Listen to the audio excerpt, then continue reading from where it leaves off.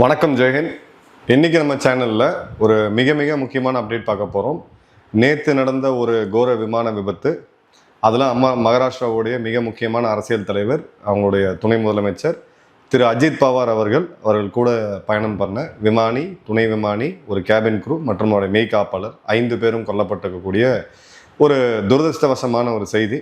மகாராஷ்டிராவில் 3 நாள் அரசு துக்க நிகழ்ச்சியை அறிவிச்சிருக்காங்க.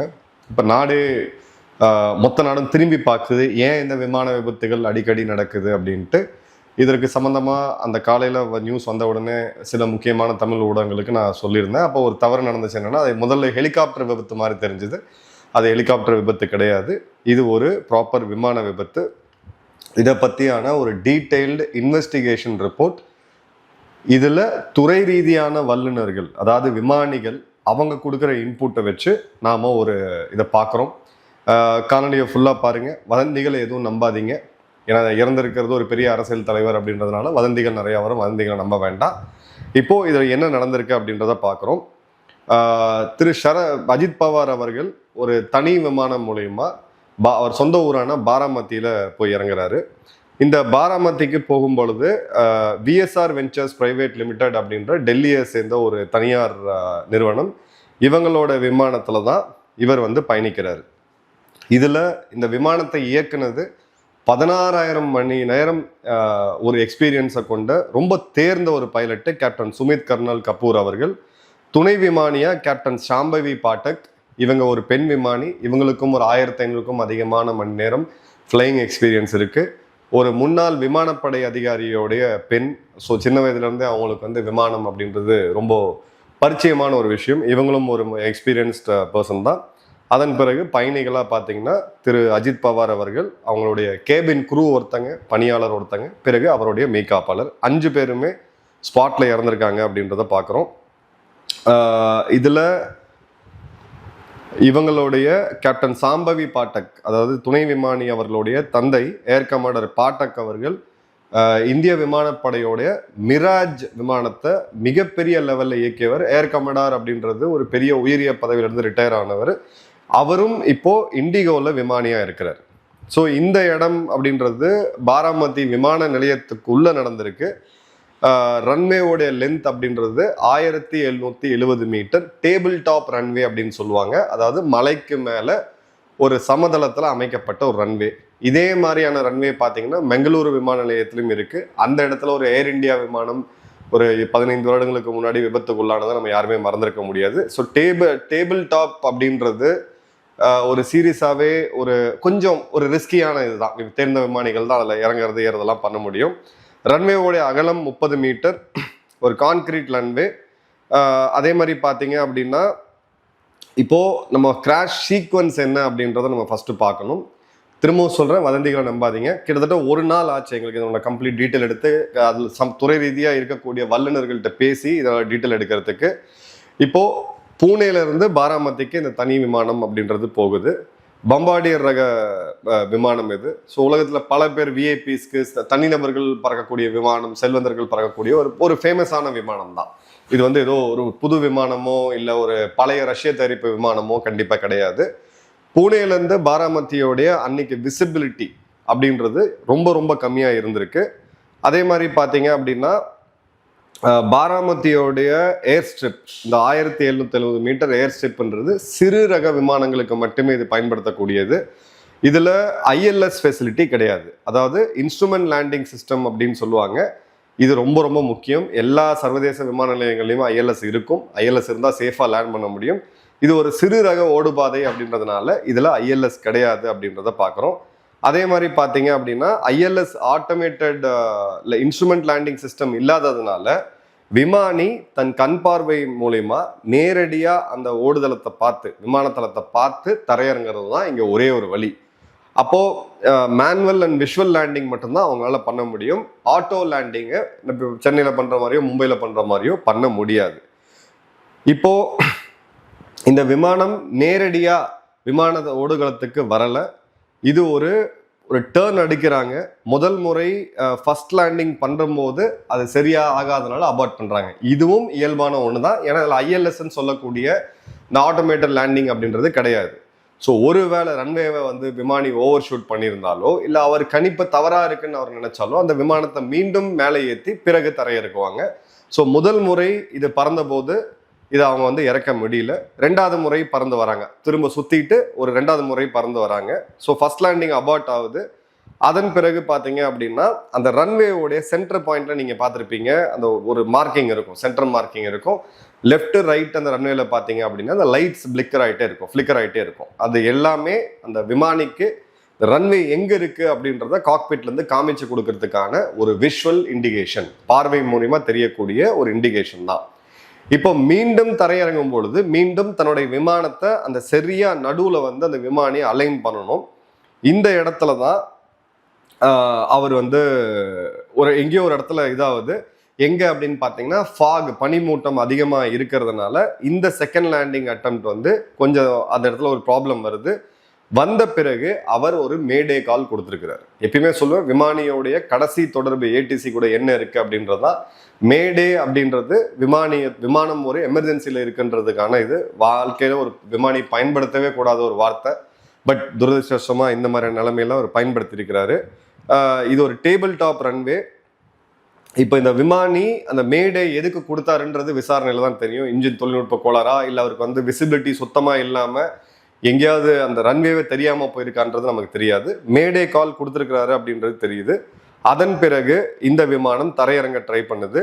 தரையிறங்க ட்ரை பண்ணும் பொழுது இந்த ரன்வேவோடைய தொடக்கத்திலேயே அது போய் பார்த்தீங்க அப்படின்னா கிராஷ் ஆகுது. கிராஷ் ஆகி ஒரு பார்த்தீங்கன்னா ஒரு பேலன்ஸ், அந்த விமானத்தோடைய பேலன்ஸ் அப்படின்றது அந்த ரன்வேவோடைய ஆரம்பத்தில் 100 மீட்டருக்கு முன்னாடியே 100 மீட்டர் ஆல்டிடியூட்லேயே வந்து மிஸ் ஆகுது. 100 அடி உயரத்தில் இருக்கும்போது அதை பிறகு பார்த்தீங்க அப்படின்னா ரன்வேவை ரீச் பண்ணுறதுக்கு முன்னாடியே இந்த விமானம் அங்கே இருக்கக்கூடிய ரன்வேவோட எட்ஜிலேயே போய் செதறுது. செதறின பிறகு ஒரு பெரிய ஒரு வெடி சத்தம் கேட்குது. இது அந்த விமானத்தோடைய ஃபியூசலாஜ்னு சொல்லுவாங்க, அது வெடிச்சிருக்கிறதுக்கான வாய்ப்புகள் அதிகம்.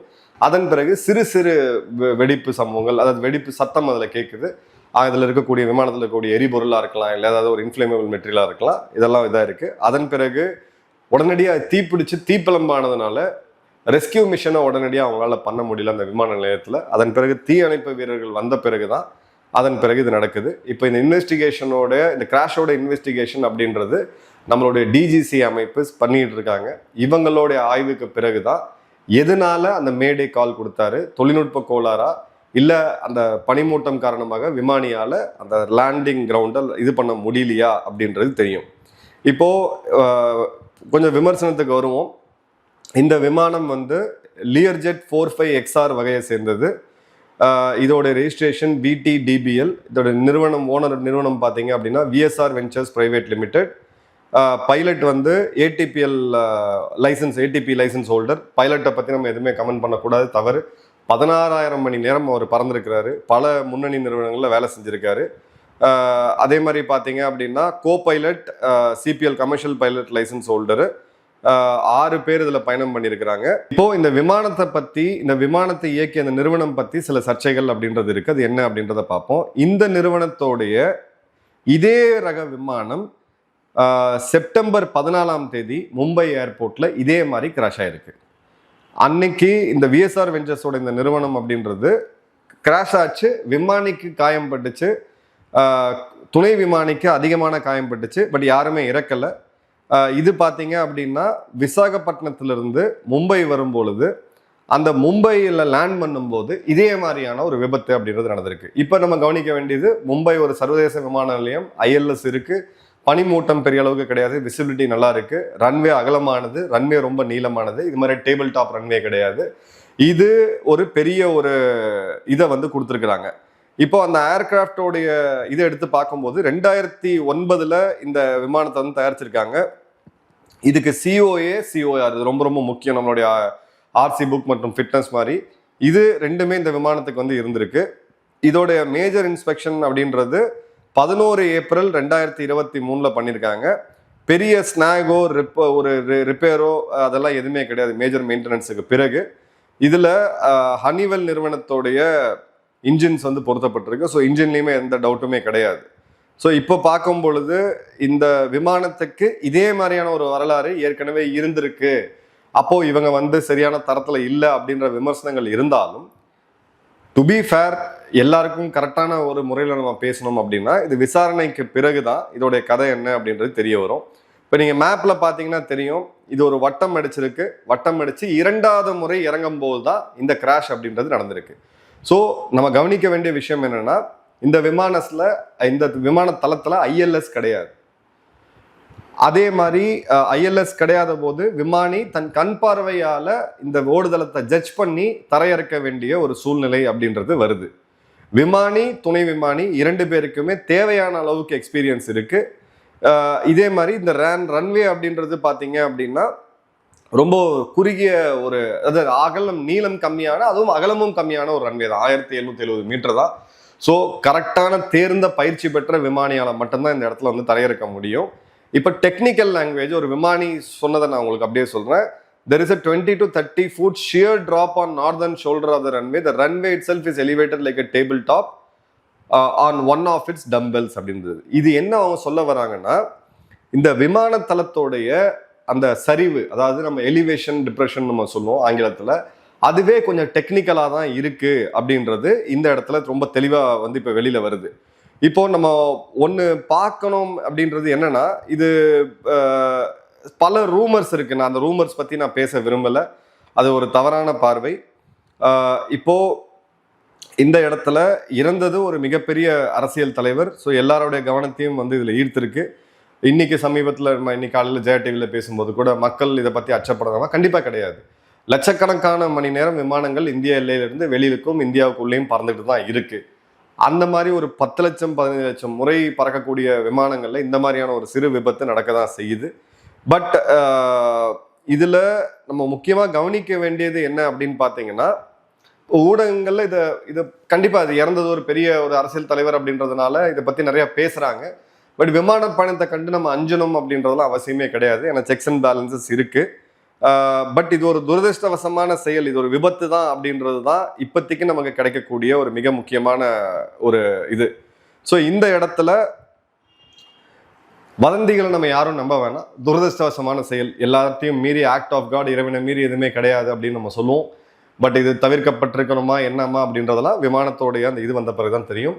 ஓவரால் இப்போ நான் உங்களுக்கு தொகுத்து வழங்கிய இந்த செய்தி அப்படின்றது முழுவதும் இந்த விமானங்களில் ஈடுபட்டிருக்கக்கூடிய வல்லுநர்கள், விமானிகள்கிட்ட பேசி அவங்களுடைய எக்ஸ்பர்ட் இன்புட் எடுத்து தான் இதில் நம்ம கொடுக்குறோம்.